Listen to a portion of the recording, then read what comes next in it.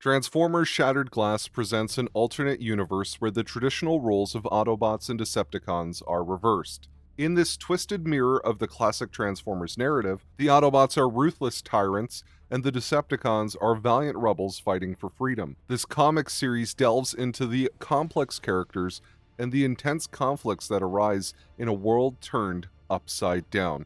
In this storyline, Blur is given the intriguing task of locating and capturing one of the last high-ranking Decepticons. The target is none other than the fan favorite, the cunning and charismatic flyer, Starscream. Blur, known for his speed and quick wit, devises a complex and sadistic scheme to capture the elusive Starscream. He attempts to gain the Decepticons' trust by feigning neutrality, hoping to trick Starscream into surrendering willingly. Blur's plan isn't driven by any strategic necessity, but rather by a desire for irony and cruelty, as he finds the usual smash-and-grab tactics mundane and unstimulating. Blur's approach is filled with layers of deception and manipulation. He engages Starscream in a series of conversations and actions designed to mislead the Decepticon into believing that Blur is a neutral party, uninterested in the Autobot-Decepticon conflict. This psychological game of cat and mouse creates a tension-filled narrative as Blur attempts to stay one step ahead of Starscream, a master of deceit in his own right. Despite Blur's elaborate efforts, Starscream remains true to his nature, unpredictable, calculating, and always scheming. Even when faced with an adversary like Blur, who is working for the side of good, Starscream's instincts for self-preservation and manipulation are unmatched. He quickly sees through Blur's ruse, turning the tables on the Autobot with characteristic finesse. In a twist of fate, Blur's intricate ploy backfires. Not only does he fail to secure Starscream's surrender, but his actions inadvertently provide Starscream with valuable intelligence regarding the whereabouts of Megatron, the Decepticon leader. This information is a critical asset for Starscream, who is always looking for ways to gain leverage and power within the Decepticon ranks. Blur's misadventure concludes with him being taken offline, a consequence of underestimating Starscream's cunning. Since the end of the Great War, Megatron has abandoned the Decepticons in favor of seeking out a solitary existence in the deepest, least inhabitable regions of the Rust Sea. When the damaged Starscream makes a rough landing, the former Decepticon leader gruffly reminds Starscream that he asked to be left alone.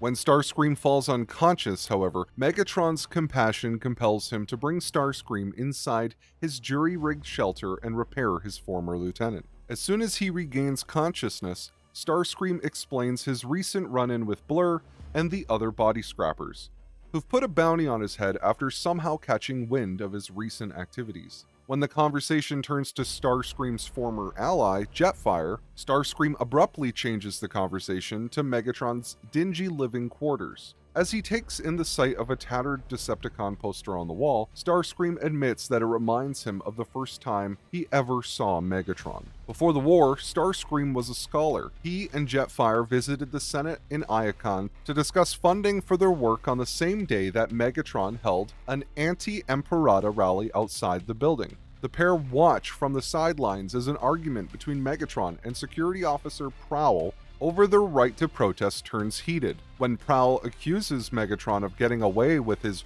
rabble-rousing only because Orion Pax lets him, the crowd looks on as Megatron loses his temper and throws Prowl aside. Starscream admits that this was the moment that inspired him to join the Decepticons. The idea of a lowly miner taking a stand against a bloated and corrupt Senate inspired him and countless other bots to rise up and join the Decepticons. Megatron's memory of that day is less rosy. However, that fight ended with his first arrest, and the Senate holding him up as an example to keep the other manual workers in their place. Megatron then asks Starscream why he came to him for assistance, and Starscream explains that with a target on his back, he needs help recruiting others to the cause. Megatron growls that Starscream would need a real leader to inspire a new generation of Decepticons, and Megatron is not a leader anymore. We then get a flashback to Megatron in a holding cell, and an officer abruptly tells Megatron that he's free to go. The moment he sets foot outside, he discovers that his friend Orion Pax has pulled some strings and cleared Megatron of all charges, despite an acidic comment that some jail time might have done the Decepticon leader some good. The subsequent argument marks the end of their friendship. Orion accuses Megatron of spreading chaos under the guise of empathy, And Megatron retorts by reminding Orion of his secret police and their role in Senator Shockwave's recent arrest and subsequent torture. The disagreement escalates into a full-on brawl. When Prowl and Chrome Dome step in to break up the fight, Pax instructs them to let Megatron go, despite Orion's warning that Megatron could have stood alongside him on the winning team. Megatron retorts that a bot like Orion could never share his power. As he and Starscream step out into the Rust Sea, Megatron privately reflects on his turbulent friendship with Orion. Did he allow him to pull strings out of genuine concern for the bots he'd be leaving behind if he went to jail, or out of his own selfish desires? Starscream snaps him back to the present. Although the Flyer begs Megatron to take up arms and fight the good fight again, Megatron shouts that he's not Decepticon leader anymore. His bad decisions cost them everything and lost them the war. In the past, Orion Pax, now Optimus Prime, turned his attention to Earth. The Decepticons fought to protect the planet and its supplies of rarefied energon, and as collateral damage continued to mount, their destructive conflict came to a head when the Autobots attacked Los Angeles. In what would become Megatron's final battle on Earth, the Decepticon leader led the charge and eventually threw himself into a duel against his old nemesis. If he could not kill Optimus, Megatron reasoned, then he could at least martyr himself for the cause. And although Optimus beat him to the brink of death before laying waste to Earth, Megatron somehow survived. Cursing himself for ever trusting Orion, Megatron eventually salvaged the ship and limped back to Cybertron, only to find that the triumphant Autobots had already conquered the planet. The tyrant he'd once called a friend had destroyed everything he'd ever worked for. Starscream, on the other hand, remembers the battle differently. Despite overwhelming odds, Megatron courageously led his men into battle, and a shot from his fusion cannon saved Thundercracker from Bumblebee, and the sight of their commander fighting on inspired them to redouble their efforts. Only when Optimus Prime arrived did Megatron choose to lay down his life for the cause, secure in the knowledge that his sacrifice would buy time for Starscream to coordinate the evacuation of Earth. Despite his hesitation, Starscream followed his orders to the letter, and although Megatron still thinks himself a failure, Starscream assures him that everyone who survived the battle survived because of him, and his willingness to lose to keep them alive. For too long, the Decepticons have kept to the shadows, but Starscream might have given the Decepticons a new edge. During the war, Megatron and Starscream discussed using Starscream's unique spark as an indestructible repository, and now Starscream's found a way to use that spark to reactivate the Titans and take back Cybertron. Gold City might be the capital of Goldbug's breakaway Autobot nation, but it is far from an impenetrable fortress. Amidst the rusted infrastructure and decaying slums, Starscream and Megatron meet with Starscream's contacts, Ravage and Laserbeak. The two cassettes lead them into a disused underground maintenance corridor to meet with Soundwave, who's established a hideout called Decepticon Radio right under Goldbug's nose. Plenty of Decepticons have evaded Autobot patrols and bloodthirsty body scrappers, and Soundwave uses his secure frequencies to constantly check in on former Decepticons and let them know that they're not alone. Though Starscream points out that Soundwave's worked himself to exhaustion, the Decepticon morale officer explains that he's already called in the remaining Seekers as a gift to Starscream. In a flashback before the war, Starscream and his research partner Jetfire came to Iacon to meet with the Senate and stumbled into Megatron's latest civil rights protest. But while the sight of a simple miner taking a stand against a corrupt system inspired Starscream, Jetfire bluntly reminds his friend that they're here to discuss funding their efforts to excavate and communicate with a sleeping Titan. When they approach the ambitious Orion Pax to discuss funding, Orion makes them an appealing offer. He can get them all the funding they need, so long as they get him results, and keep their research strictly confidential. Jetfire is intrigued by this proposition, but Starscream, remembering Megatron's words, refuses to compromise his principles and leaves the room in disgust. Having relocated to an out-of-the-way watering hole to await their reinforcements, Starscream lays out his plans. If they want to take the fight back to the Autobots, then they'll need a new generation of Decepticons on their side after they take control of Metroplex.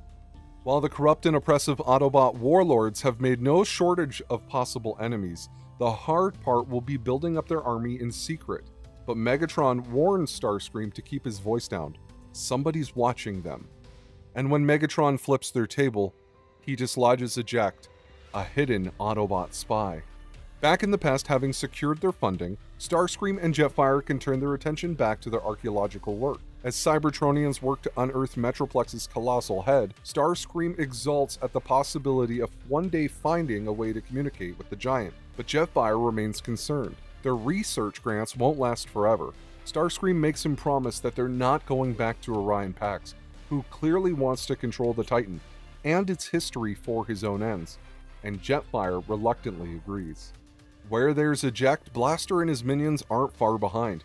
Eager to collect a double bounty, the Autobots attack. Amidst the barroom brawl, Megatron and Starscream keep eject at bay, then fatally tag team playback before Blaster immobilizes Starscream with a paralyzing frequency. Realizing that Starscream's secret must be kept out of Autobot hands, Megatron sacrifices himself by tackling Blaster to the ground, then shouts for Starscream to run before the Autobots can catch up. Starscream's unfailing loyalty means that he obeys the order without even thinking about it, cursing his own stupidity for not defying orders to assist his leader. With funding running low, Jetfire makes the dramatic decision to go behind Starscream's back to meet with Orion Pax. Jetfire explains their plan to use Starscream as a conduit to speak with the dormant Titan. At that moment, Orion hears the sound of a wing scraping on the wall outside. Starscream has followed Jetfire to the meeting. Hauled in before the Autobots, Jetfire insists that Starscream's not a Decepticon, and begs Starscream to back him up. Starscream defiantly tells the group that he's not a Decepticon, only because the Decepticons are fighters, looking to overthrow a broken system, and Jetfire betrayed his trust. As Jetfire punches Starscream in the face and crosses the floor to stand with Orion, Starscream fled the Senate building, traveled to Metroplex, and set about destroying everything they'd worked on to keep it out of Orion's hands. By the time that the Autobots arrived to stop him, Starscream had destroyed everything except the necessary technology to make the mental merge, and impulsively plugged himself into Metroplex's mind without thinking, in the hopes that the Titan's data archives would provide him with the answers he sought. Without the proper safety procedures, however, his attempt to bind Metroplex's archives to his spark left his systems damaged and corrupted. Only Starscream's spark proved strong enough to truly make the connection. With the secrets of the Titans now bound to his spark, the Autobots will stop at nothing to find him. As Starscream continues to flee, a shot from behind nails him in the head and knocks him unconscious. When the Decepticon flyer comes to, he's horrified to see that he's been captured by Goldbug, and the bot responsible for everything, Jetfire. He's ambitious, ruthless, and incredibly desperate for Optimus Prime's attention. His name is Bumblebee. Bumblebee spent the war for Earth clawing his way up through the Autobot ranks, and might have even gained the approval he sought after if a blast from Megatron's fusion cannon during the final battle hadn't brought him to the brink of deactivation. Using a spare protoform, Ratchet revived the little Autobot during their voyage back to Cybertron, and rebuilt him into the powerful Goldbug. But despite this new lease on life, Goldbug discovered that Optimus had only allowed Ratchet to rebuild him not out of any affection for his comrade, but simply because they had the materials on hand. Humiliated by his defeat and resentful of his would-be leader, Goldbug's insecurities began to fester. In the present, after capturing Starscream and imprisoning him in one of Gold City's torture chambers, Goldbug watches as Jetfire interrogates Starscream and orders Jetfire to simply tear out Starscream's spark and be done with it. But Jetfire reminds him that they're attempting to extract any information regarding his recent attempt to communicate with the Titans. If Starscream dies, that data dies with him. At that moment, a proximity alarm alerts the two to an intruder. Goldbug leaves to deal with the visitor himself, but not before ordering Jetfire to find a way to make Starscream talk. That intruder, it turns out, is none other than Skywarp, who Megatron has sent specifically to free his trusted lieutenant. And although his teleportation powers allow him to easily gain access to the prisoner complex while eluding security, he's no match for Goldbug. Despite the size disparity, Goldbug is as vicious as he is unpredictable. In a matter of seconds, he overwhelms his larger opponent and delivers the killing blow by ripping Skywarp's head from his body. The rush is temporary, however. The moment the battle is over, Goldbug feels nothing but disappointment at the fact that Megatron didn't send a more worthy foe. In the past, Optimus and his men returned to Cybertron triumphant, but the brief peace didn't last.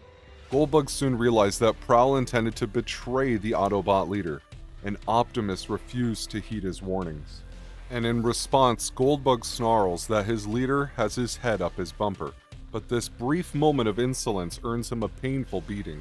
Battered but still alive, the humiliated Autobot picks himself up off the ground just in time to hear a voice from a nearby alleyway, Prowl, who congratulates Goldbug for his perception and offers him a place in his scheme. Back in the present, Jetfire reluctantly continues the interrogation, urging his former comrade all the while to simply give up the information Goldbug desires.